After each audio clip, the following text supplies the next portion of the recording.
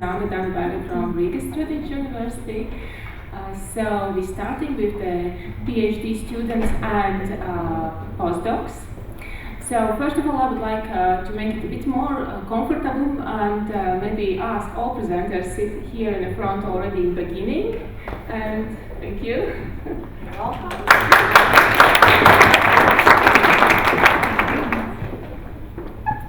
And maybe we can start with the first presentation then. And it is a great pleasure to introduce our first speaker in Young Researchers session. That is a PhD student, Egija Berga-Svitina from Riga Stradiņs University, who is going to deliver a talk on this very interesting polygenic risk scores that we already heard in the morning introductory sections. So it will be really fascinating to hear your story in this research. So the word is yours. Thank you for having me. So I'm Egija, and I will shortly introduce you with the highlights of my upcoming PhD thesis. And so I will start with a short introduction. And as we all know, breast cancer is the most frequently diagnosed tumor among, so it's the most frequently diagnosed tumor among females and the leading cause of cancer-related deaths. And on the other hand, ovarian cancer is 8th in terms of the incidence and mortality among females. And approximately 5 to 10% of breast cancer and 25% of ovarian cancer patients have inherited genetic variants. And with BRCA1 pathogenic variants being the most common cause of hereditary breast and ovarian cancer. And the associated lifetime risk for breast and ovarian cancer for the breast cancer has been estimated to range between 60 and 75%, and corresponding ovarian cancer risk is ranging from 34 to 44% for female BRCA1 pathogenic variant cancers patients. And our study focused on two most prevalent BRCA1 pathogenic variants, which are denoted in the presentation. And these two variants account for more than 80% of BRCA1 pathogenic variants in breast and ovarian cancer patients in Baltic states. And understanding the variable penetrance of these BRCA1 pathogenic variants is crucial for genetic counseling and personalized risk assessment.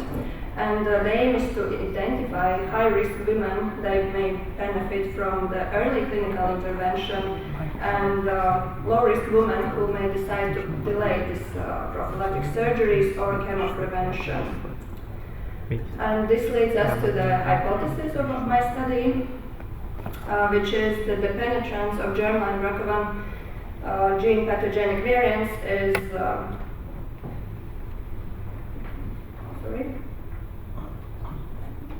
Okay, we have some issues presentation, technical issue. Could you please help us? Yeah, okay, thank you.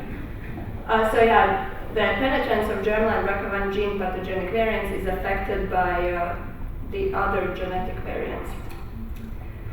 And shortly, I would like you to introduce with the study design. And so we had studied the clinical cohort that consisted of 452 germline BRCA1 pathogenic variant carriers, and they have been recruited between 2002 and 2022 using diagnostic germline testing at breast surgery unit at Stradiņš Clinical University Hospital.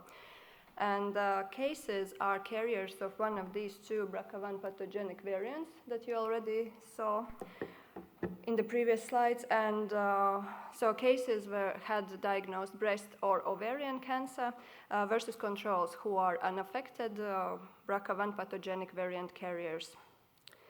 And all the study samples were processed at Riga Stradiņš University Institute of Oncology. And after data cleaning that involved SNP-based and sample-based quality control steps, there remained 406 individuals for the downstream analysis. And I wanted to mention also that for the imputation, we used the Estonian population-based whole genome sequencing dataset as the reference panel to impute these missing genotypes. And next, our study proceeded in two main directions. First one was association study and the subsequent post-GWAS analysis, which include annotation, prioritization, visualization, and interpretation of GWAS results. And the second direction was testing of genome-wise polygenic risk scores that have been developed by our collaboration partners in Estonia. And I will tell you more about them a little bit later. So moving on to the results. So as I already mentioned, we had 406 samples, female carriers of BRCA1 pathogenic variant, and both of these variants again is denoted in the table. And from these patients, 171 had diagnosed breast cancer, and 121 had with the ovarian cancer diagnosis. And the mean age was approximately 49 years old. And moving to the GWAS results, so here we present our GWAS results for breast and ovarian cancer development risk in our study cohort. And these two Manhattan plots are displaying the strength of the genetic association versus, which is on the epsilon axis versus the chromosomal position in megabases on the x-axis. And as each dot here represents the genotyped or imputed call. And our GWAS study had a pretty small sample size, and that's why we did not reach genome-wide significance, which is 5 × 10⁻⁸. But with the red dotted line in these graphs, you can see that we use genome-wide suggestive significance. And what I wanted to show you in this slide is these two small tables down here, that the most significant candidate SNPs were mapped to approximately 20 genomic risk loci for both association groups. And as expected from GWAS results, most of the variants are located in non-coding genome, whose functional consequences are hard to predict. And interpretation of these variants rely mostly on in silico predictions, and they can help us to generate novel hypotheses for follow-up studies. But due to the restricted time, I will tell you or discuss only the one top lead variant from our GWAS studies. And here we can see the regional plot of most significant genomic risk loci associated with breast cancer development risk in BRCA1 pathogenic variant carriers. And this region is located on chromosome 10, as we can see here. And the top variant is denoted by reference SNP ID here in the plot. And what I can tell you about this variant, that it's an intronic variant and it's located in FAM107B gene. And there is limited biological information about this protein family, but the data that we have and the domain structure that has been studied, it suggests that these family members had a role in regulating gene transcription.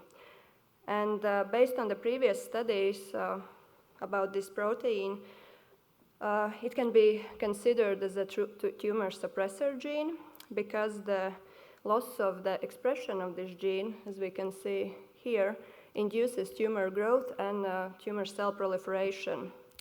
But in turn, there has been other studies that suggest that forced expression of this gene can inhibit tumor growth and proliferation. And as the effect size of this variant is negative, it might be speculated that the variant have protective effect through increasing gene expression in BRCA1 pathogenic variant carriers. But of course, further functional analysis and follow-up studies should be performed. And I will move on to the polygenic risk scores, and very shortly I will tell you what we have done. So here we investigated and compared the capacity of two polygenic risk score calculation models. And these models are mentioned here in the table. One of those are base W and base RRRC model. And both of them we used to estimate the overall genetic risk for breast or ovarian cancer development risk in our clinical cohort. And as I already mentioned at the beginning, this score is genome-wise, which means that it has been calculated from more than 2 million SNPs or variants in the genome. And for the results, we observed that overall the polygenic risk score that were calculated specifically in breast cancer patients, so those are score 1 and 2, they are increased in breast cancer group in our cohort. And the increase is statistically significant compared to the controls. And also the p-values are denoted here, so they are significant. But however, we do not see any predictive we do not see that these polygenic risk scores are good predictors for ovarian cancer risk at our cohort, at least. And so as we compared these 4 different scores, we saw that among them, the score number 1, which is denoted here, yielded the strongest association with breast cancer development risk, and the odd ratio was 1.37. And also we performed ROC analysis to assess whether the predictive accuracy of our models that we used for the risk assessment. And we used like different models with varying covariates. And covariates are mentioned in here. And so we saw that the best performing model had, with the highest area under the curve value, was the blue one. So it's denoted with the blue line here. And it contained or included age at onset, age squared, BRCA pathogenic variant, and also this polygenic risk score that we tested. And just to summarize my talk, so here in this presentation we highlighted the need for more accurate and individualized genetic risk assessment for BRCA1 pathogenic variant carriers. And again, I have to emphasize that due to the small sample size, our results reached only genome-wide suggestive significance, and the top variant is mentioned here. And also, the identified SNPs could be incorporated into risk prediction models. And finally, the use of genome-wise polygenic risk scores may incorporate patient stratification and decision-making in breast cancer group. Thank you for your attention. Thank you for your excellent presentation, and due to time constraints, we have time for one question from the audience. So please, who is the one very, very burning question from the audience? Yeah, please. Yes, please.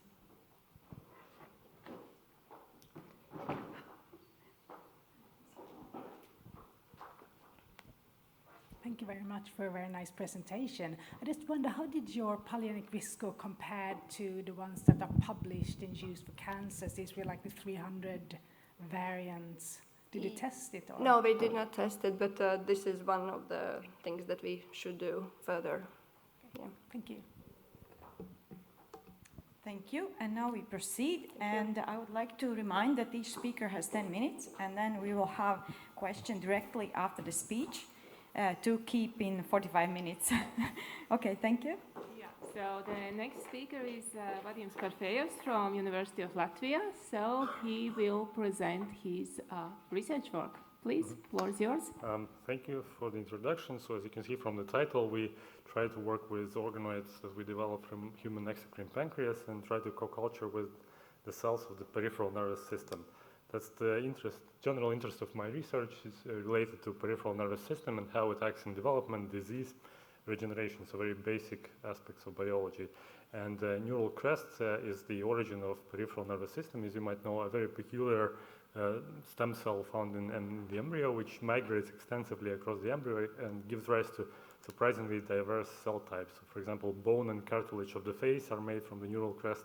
Descendants, PNS neurons, glia, melanocytes in the skin all come from neural crest. And neural crest doesn't do it all in itself. There are some intermediate states. So one fascinating intermediate cell type is the Schwann cell precursor, which actually has been shown migrates along the nerves and reaches this distinct location, and there it's plastic and it turns into this different specific cell type. So a very plastic and mobile cell type, so it's interesting to see how it acts maybe in the adult as well. So we studied some neural crest progenitors also in the adult, and we found that, of course, if you injure your skin, you have nerves everywhere, you also injure some nerves in the skin as well. And by virtue of having nerves and Schwann cells everywhere, you actually have a migration of Schwann cells out of this injured nerve, which populate the wound, as you can see if you use a tracer of glial cells, and they contribute to the wound contraction, and they secrete a lot of factors apparently important for the wound healing process. So it's also interesting to maybe wonder what these cells do in other settings, for example, in tumor. And as you know, the stroma has many recognized roles and functions, and maybe neurons have been, or nerves have been a bit neglected in this, and even now you see quite a lot of papers maybe linking perineural invasion and nerves to the cancer, and for a reason, because indeed many tumors are actually in fact hyperinnervated, and you see here at the top pancreatic cancer, almost 100% of patients actually develop so-called perineural invasion is when the tumor cells migrate into the nerves. Maybe it's a way of their metastasis formation, but anyway, they contribute to morbidity for the patient and pain development. And we surveyed recently the functions of glial cells in pancreatic tumor, and it appears that the common understanding now is that tumor sort of acts also as an injury. It activates the nerve, it damages it, and then the integrity of the nerve is lost. Glial cells populate the tumor area, and they begin interplay with different cells there. And there are some mechanisms explained already: indirect activation of glial cells by a tumor, or glial cells regulating tumor cells, and also some other stromal players like fibroblasts contributing to glial cell activation. But as in a whole, this mechanism is still elusive. So we decided to make such an in vitro model where we could bring glial cells together with tumor cells from the pancreas in the organoid form, and maybe see what we can learn from that by running some tests and doing some scoring there. And the questions we would like to pursue in general is are the function of glial cells in pancreatic tumor, and also maybe in development and stem cell context. And there are many unanswered questions that you can ask, like what are the upstream signals for those important transcription factors. So we are really curious. So first of all, we grow the organoids from the patient materials. We try to kind of characterize them. So you need to do, for example, targeted DNA sequencing, I think, to really prove that you have a tumor organoid. Then some of them, as you can see, have these classical pancreatic tumor mutations, while others harbor only the mutations from the precancerous lesions, and they may grow as a hollow structure, so it can form like these dense organoid structures as well. If you do some marker analysis on them, you try to phenotype them, they clearly display the markers of pancreatic duct. And then the other cell counterpart we use is glial cell, which is a bit of a bottleneck for our project because you really have to use them fresh. They really senesce quite fast, so this is the Schwann cells from tibial nerve from the patient, and you have to purify them from fibroblasts because they really got contaminated quickly. So if you bring them together, you see upper picture, you have organoids growing together with glial cells, you have a tropism of glial cells towards the organoids there, which is much less seen with mesenchymal cells. even though when you do like whole mount staining of organoids, you see both Schwann cells and mesenchymal cells tethered on top of the structures. And if we try to quantify something in normal video, which is rich, it's not easy to do because you have a lot of growth factors there, obviously, but still having Schwann cells gives certain benefit for the growth of pancreatic organoids there, both for tumor and normal, actually.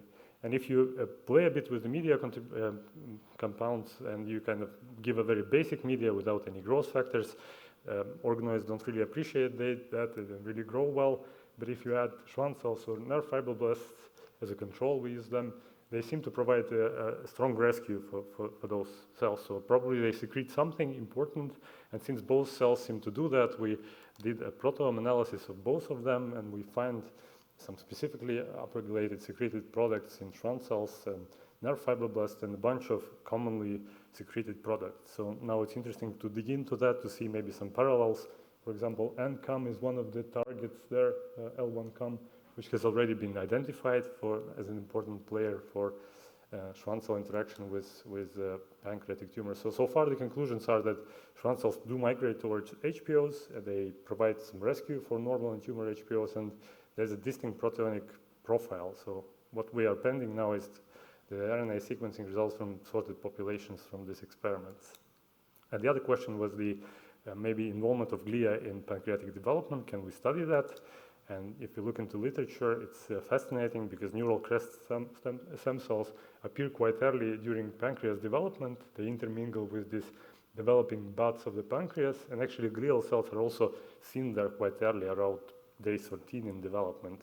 And what's known, loss of neural crest cells has some effects on endocrine differentiation. However, we think that exocrine specification to duct cells or acinar cells has not been exactly studied pretty well. So we set up an experiment like that. So we use pluripotent cells, develop or differentiate them to pancreatic progenitors. Then you can put them in the gel, and then they either make ductal structures or acinar structures, depending on the media. And at this point, you can actually add some glia or neural crest cells and see how this promotes or maybe slows the differentiation process. So first data we have is that indeed you have some ductal differentiation in the gel, and once you add some glial cells, you increase the formation of these ductal structures there. They are not larger, but there are more of them. And same goes for the acinar cells, for the acinar organoids. And what we noted also, the glial cells tend to migrate somehow in this media. Maybe it's a media effect, maybe it's somehow the attraction by acinar organoids of Schwann cells. But anyway, you have a certain benefit if you have apparently glial factors there. And another setup, we use the same. So we use pancreatic progenitors with glial neural crest, and we culture them on the air-liquid interface on a de-epithelialized scaffold from porcine urinary bladder. And then we do a sort of spontaneous differentiation and see what happens there. And if you use only pancreatic progenitors, you have a certain bias towards formation of ductal structures. See here, the round structures.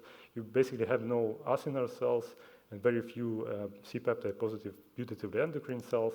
When you add Schwann cells, you cannot really undo this bias. Most of the cells become ductal, no acinar cells. And when we actually use neural crest stem cells, we see that there are way more ductal structures formed there. They're more branched, but that's probably because neural crest stem cells, they differentiate to mesenchyme in this case, and mesenchyme is actually known to support ductal formation. So what's intriguing for us is this Schwann cell effect.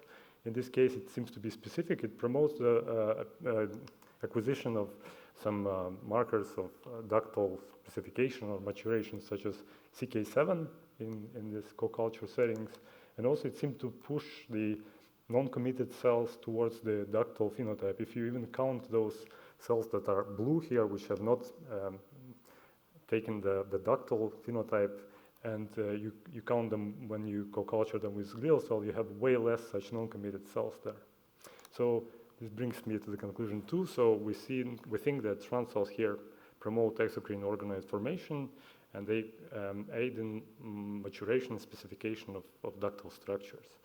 And as a summary or outlook with our models, it appears that we can see certain function of Schwann cell in both pancreatic tumor and developmental settings. and we can now maybe study and validate those potentially relevant cues that we identify. And then we plan also to add zebrafish experiments to this. So we are developing a zebrafish facility at the University of Latvia, and maybe this can also study it in more personalized manner, as now is done with organoid or tissue xenografts in zebrafish. And we also work with chips. Also, we try to bring this different cell types together on a microfluidic device. Okay, so thanks a lot. And here are collaborators and the core group. And yeah, I'm looking forward for your questions.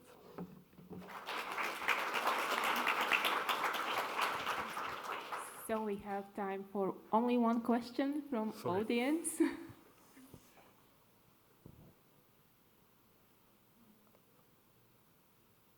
I don't see any question at the moment.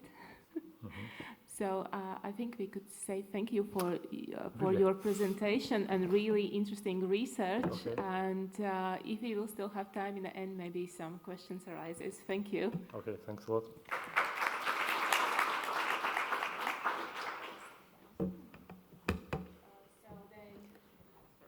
The next presenter is Karina Goluba from University of Latvia as well, and she's PhD student, right? Yes, and she's going to present her work on the orphan diseases. The floor is yours.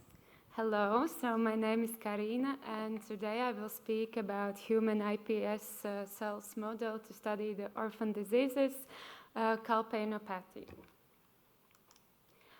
So stem cells have unique ability to develop into specialized cell types in the body and the capacity for self-renewal properties.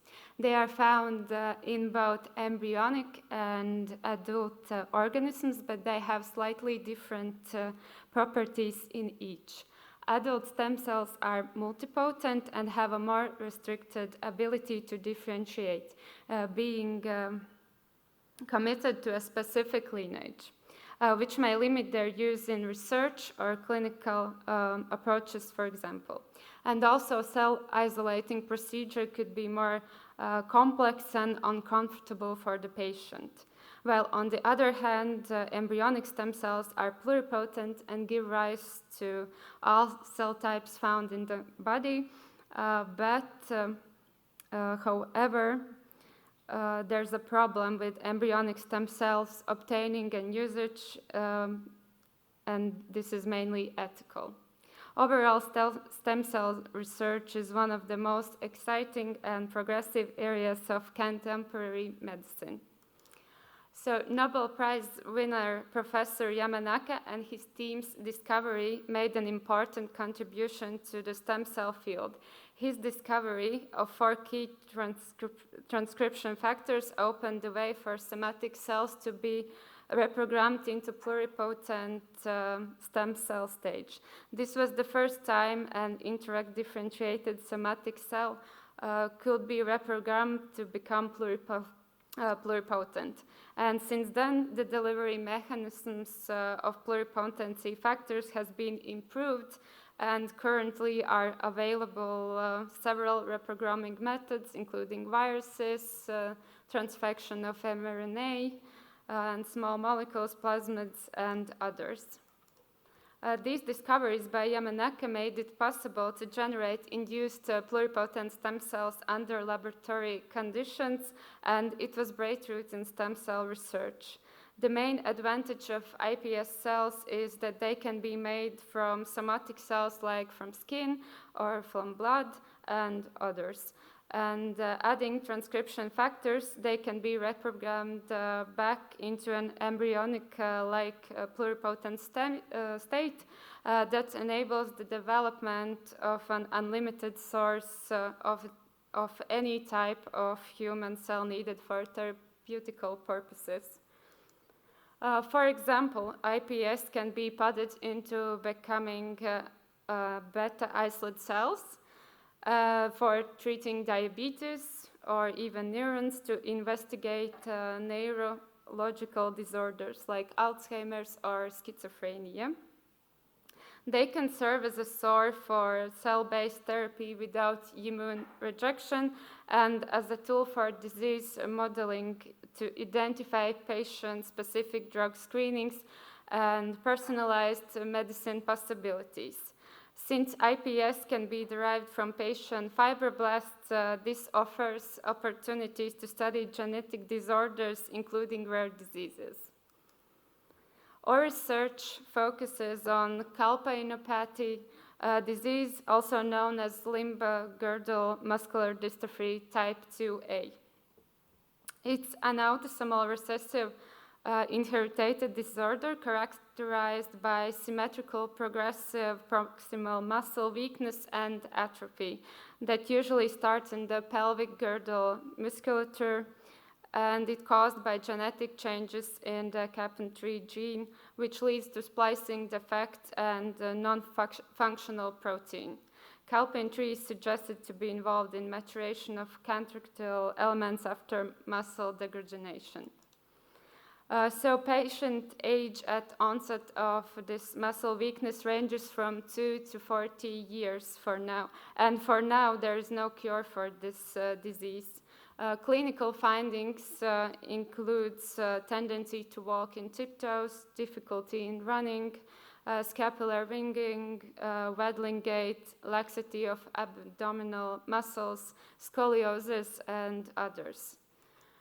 Our aim of this project is to establish iPS cells from fibroblasts of calpainopathy patients, differentiate into myoblasts, and screen novel targeted therapies. So far, we have received ethics committee approval, received patient fibroblast cells from collaboration partners, and currently we are in our iPS reprogramming and characterization stage. Now I would like to describe to you how iPS reprogramming process looks like in biosafety 2-level laboratory. So in collaboration with Dr. Baibalāca and Dr. Inna Iņaškina, we received 3 calpainopathy patient fibroblasts obtained from a skin biopsy procedure. We plated them in 6-well plate and on transduction day, we added ZANDA reprogramming virus containing these Yamanaka factors.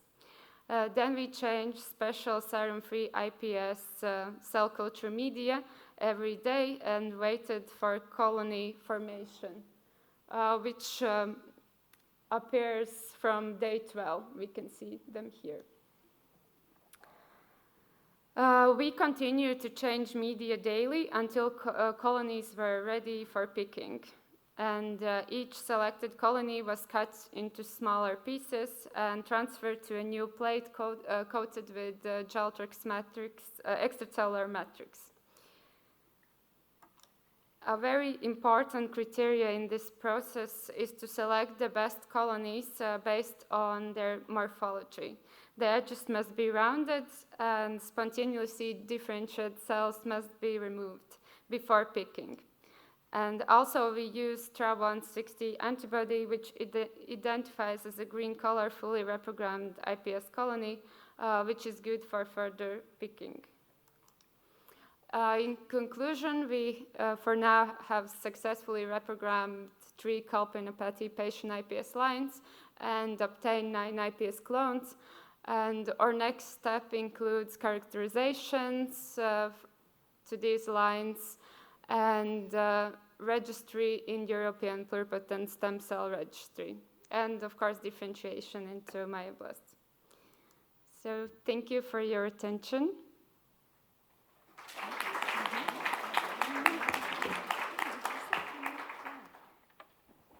Thank you for your talk, and questions from audience are welcome.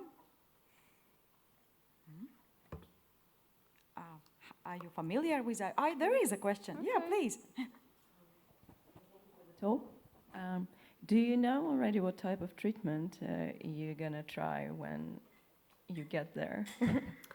Yes, so the plan is to give these cells to our partners, and then we will test oligosense nucleotides. On them, it will be like a targeted therapy.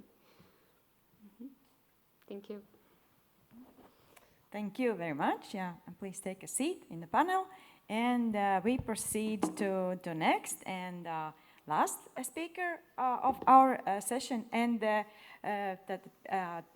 PhD student Karlis from Riga Stradiņs University will speak about personalized medicine from unusual aspect, because it regards infectious diseases, but it's also a personalized approach there. So we're very, very interested to listen to your findings. The floor is yours.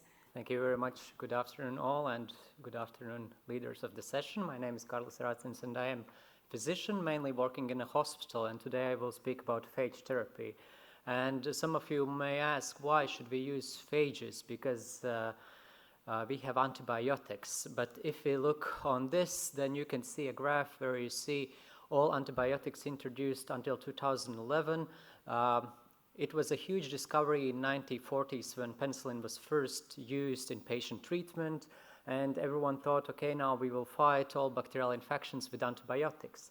And then antibacterial resistance emerged, and one of the challenging strains or cultures that we fight against is methicillin-resistant Staphylococcus aureus. And then in 2000, linezolid was developed and was thought to treat MRSA.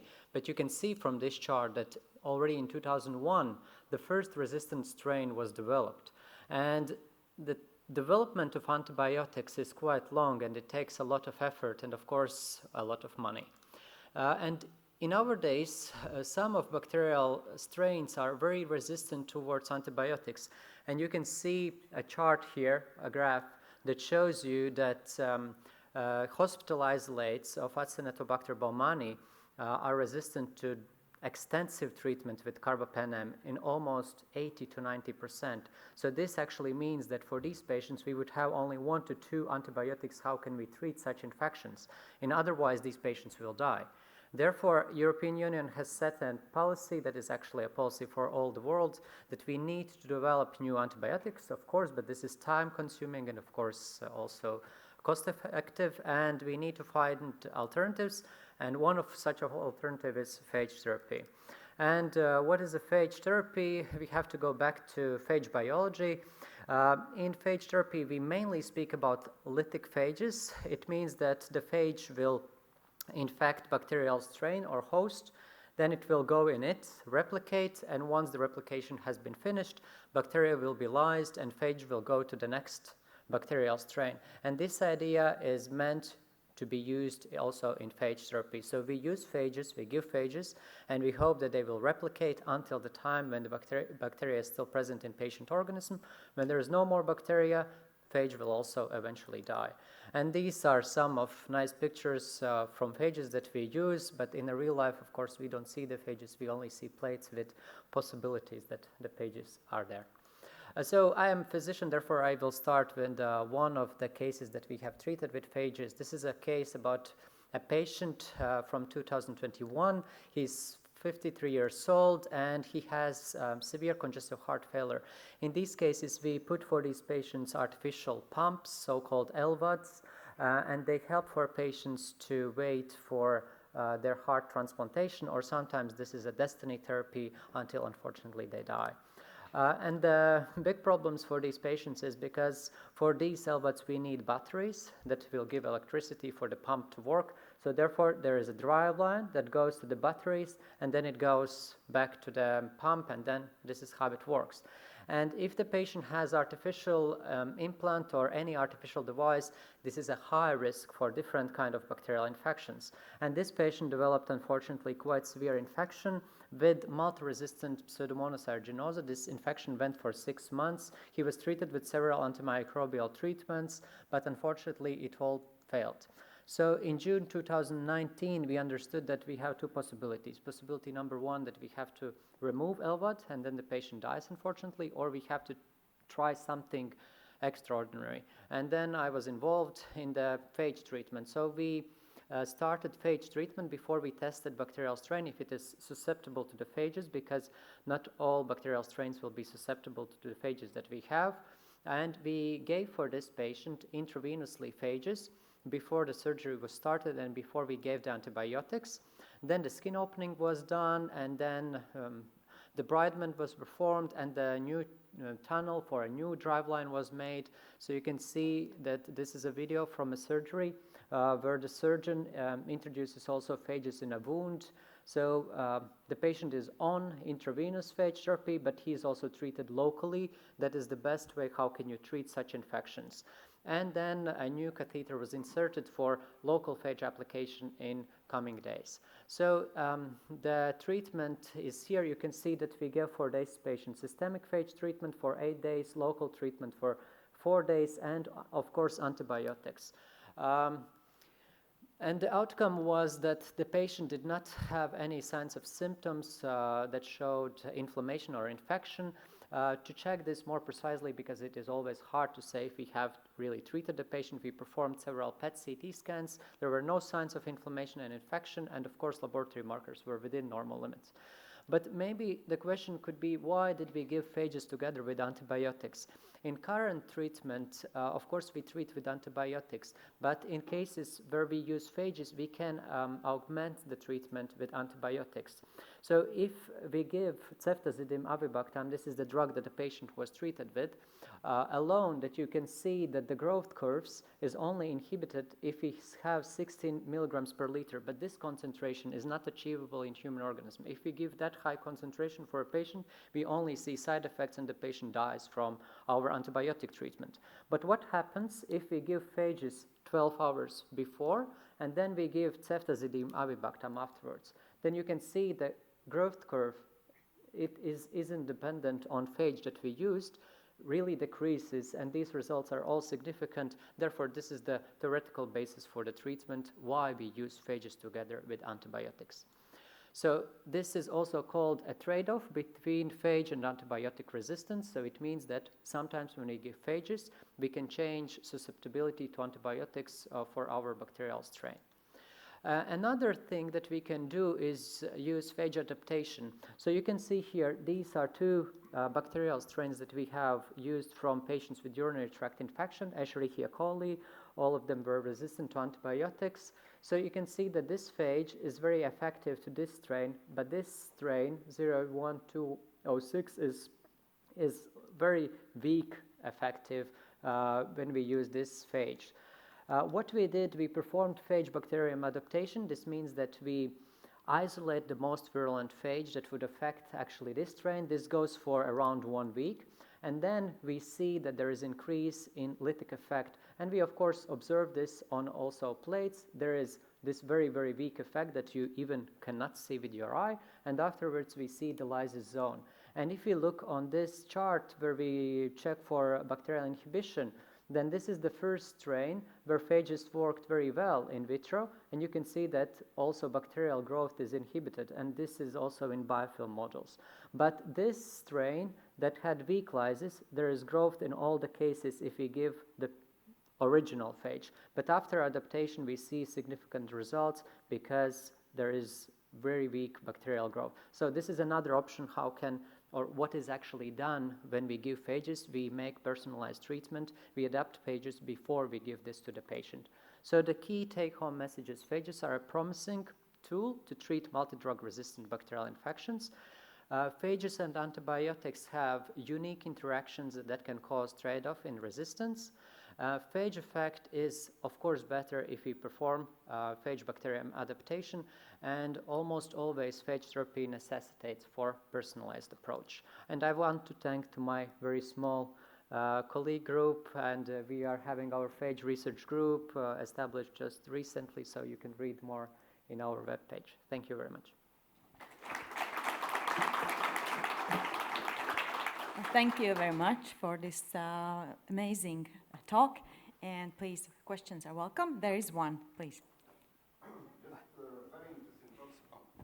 Very interesting talk, thank you, because actually everybody forgot about phages. Yeah, thank you for remind. Just one question, is it possible to apply phages only topical or also theoretically possible systemic injection? Yeah, so phages are best they have the best effect if we give them locally or topically where we see the bacterial infection. But for example, for patients who have sepsis or bacteremia, in that case we will never reach that if we will give it topical. Therefore, we give it intravenously. As for the patient I showed, there are also some cases where you can give phages through the radiological CT scan in heart if there is aortic infection, or even intrathecal. Yeah, this is possible, but of course the effect is always better if you give it topical. Okay, thank you very much. I'd like to thank the speakers again. And also the wonderful audience. Thank you for your attention and questions. And I think we would have more questions to ask, but unfortunately we have next session after us. It should be starting at 45 minutes now in 1:45. So I would like to invite you to discuss during coffee breaks and approach speakers and ask questions and continue mingling and discussing and bringing bright ideas forward. So thank you, and thank you, ZANDA, for chairing, and yeah, see you around. Thank you all.